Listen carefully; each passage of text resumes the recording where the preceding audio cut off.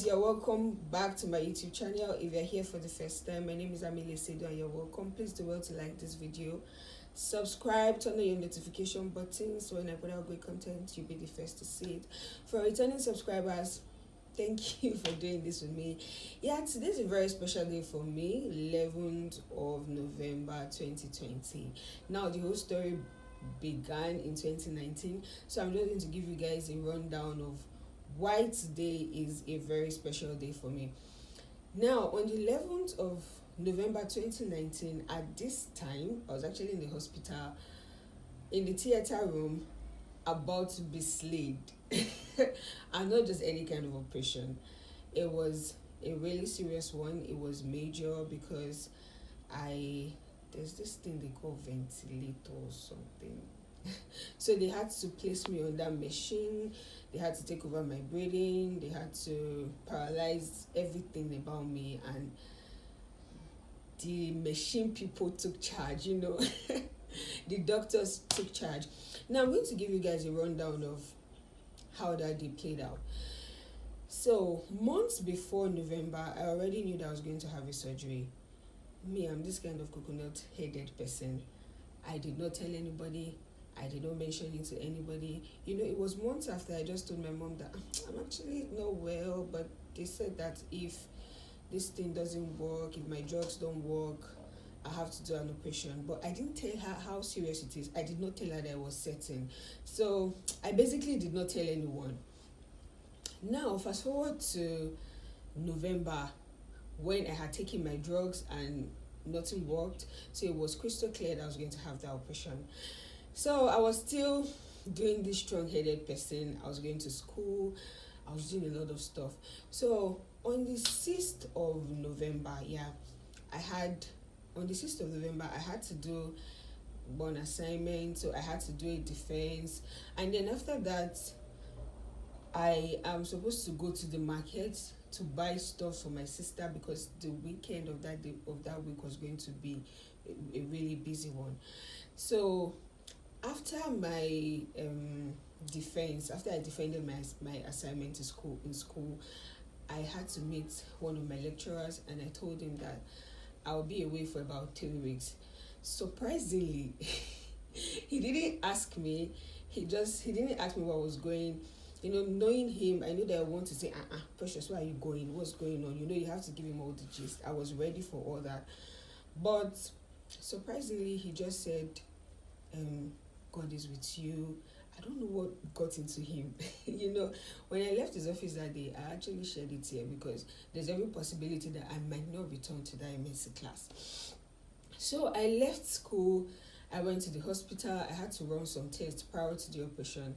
So I went to the hospital. They took my blood sample. The blood was very plenty because they had to run a lot of tests.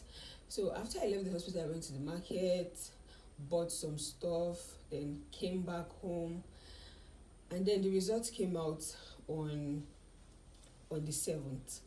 Guys, the result was out on the 7th, and that day I was supposed to make my hair because of planning for on the 7th now was on a Thursday. So I'm going to place the video. So I was supposed to make my hair that day because my hair was a total mess. I had to get ready for my sister's graduation, which was on the 9th of November, and we had to travel to Epoma. Epoma is a town in Edo State, but it's kind of far from where I am. It's about an hour 30 minutes, but because of the bad roads, we could stay like 2 hours on the road traveling. So on that day, I got a call from my doctor, and she said, Precious, where are you? You need to take vitamin K injection. And now vitamin K injection is supposed to make my blood clot faster because I think one of the tests I did came out somehow saying that my blood doesn't clot really fast and there's a tendency that I might bleed excessively. So in order to prevent that, I had to start taking vitamin K injections. So on the 7th of November, I went to the hospital. I took vitamin K injections. It was fine. It was beautiful. When I left the hospital, I went to the salon. I made my hair. and then I did some other stuff that day. Then on the 8th, on a Friday, my younger sister was supposed to go make her hair, but she doesn't know the place, and I still have injection to take that morning. So I'm like, okay, let me quickly take her to the salon, drop her there so that she will be among the first persons that will get her hair made there. So when I got there, I dropped her. I got to the salon, I just left her there, and then I went to the hospital to take my vitamin K injection. So getting there, I took my injection peacefully. I left there and I went to work. And guys, that was like the beginning of a lot of pains for me. So my legs were feeling really funny and I couldn't move. And then I tried. I got up from my chair. I sat down on another seat. I was still feeling somehow. I held the table. I got up and I sat down on my normal seat. So now it was getting worse. It got to the extent that I was unable to get up from my chair. I just sat down there looking. And there were other persons in the office, but I did not see anything to them.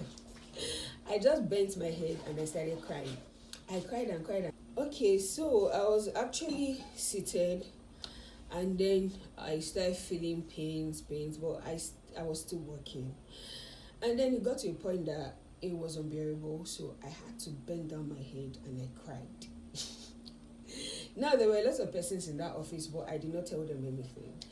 So I picked up my phone and I called someone who I know is actually going to run down to come and help me.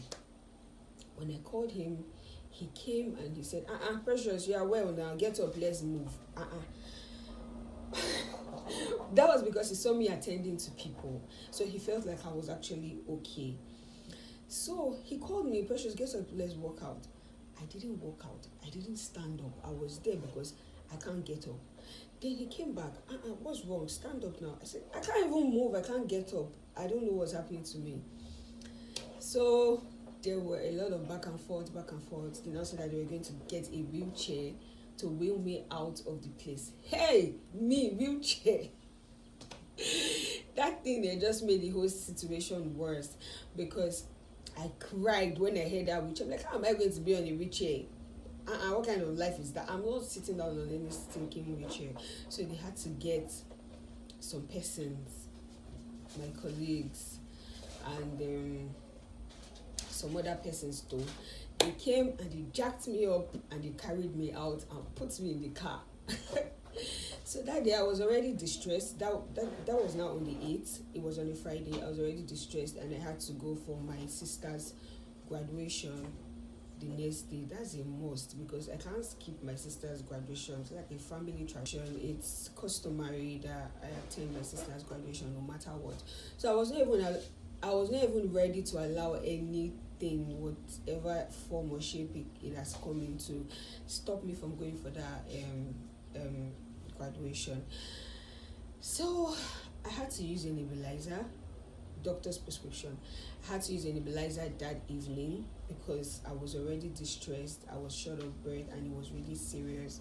So I had to use a nebulizer that evening, and I was instructed to use a nebulizer at 5 a.m. on the 9th, which was on the next day. That was in the morning before I just started preparing for my sister's graduation. Now I have a nebulizer in the house. How did I get it? I actually have a lot of medical stuff in the house. How did I get a nebulizer? It became really important that I have a nebulizer because I was always like short of breath, and I was always washing at midnight, odd times. My inhaler will not work. My normal ventilator inhaler will not work. My Seritide inhaler will not even do anything until I get nebulized with Pulmicort and the normal nibbles. A nebulizer. I'm going to show a video of me using a nebulizer. It's actually an old video, and then some pictures too. It's like you have to wear an oxygen mask and everything so that can help clear your airways. So I was always rushing to the hospital to get nebulized at odd hours, 2 a.m., 3 a.m., 1 a.m. There was one time I was really sick, and a police van was what my mom used in helping me to get to the hospital. She had to run to the police station, and she was hitting the gate. Please come and help us, my daughter is dying, blah blah blah. And they came to the house and they came to pick me.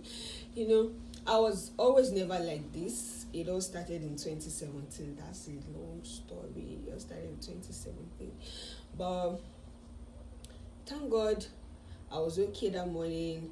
I went for the graduation. I came back. I saw my family there, and I did not tell them that I was having an operation in 2 days' time. Funny, right? So I'm actually going to drop the pictures of the graduation. I'll drop a few now, so you get to see. Then after the graduation, the next day was on a Sunday, and I'm like, okay, let me go to my favorite restaurant. Let me just take pina colada. Let me just eat my favorite meal, because if it's going to be my last food, I can as well make it really nice. So I went there on my way to see the doctor, because I was going to sign this consent form to say that whatever happens, it's a mount violation. I have given myself to the doctors, blah blah blah blah blah. As I was signing it, I'm like, hey, I did not tell anybody this thing.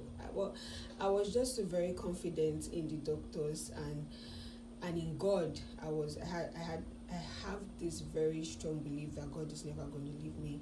So when I finished signing, guys, and then I ate chops.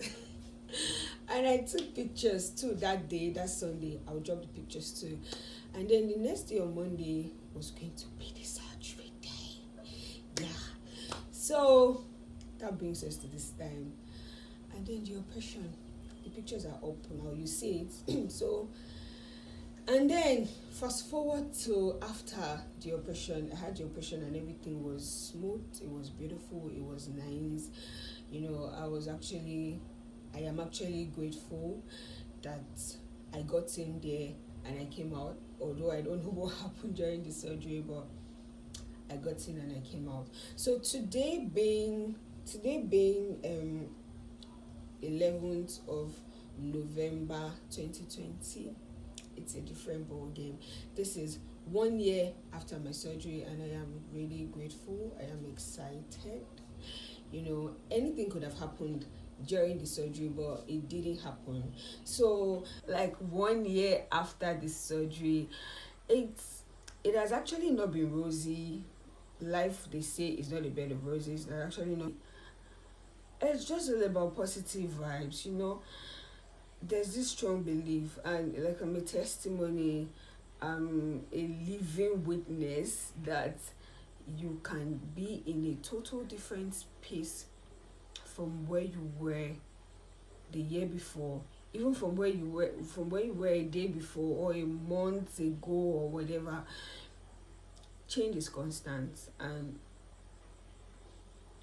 do not allow your present situation to actually determine your outcome. There's one popular saying that your background should not be the reason why your back is on the ground. So guys, in as much as we're still in the journey to where we're going to, we should definitely not forget to cruise and enjoy the journey while we wait for our destination. So today is all going to be positive vibes. So guys, that'll be all for this video.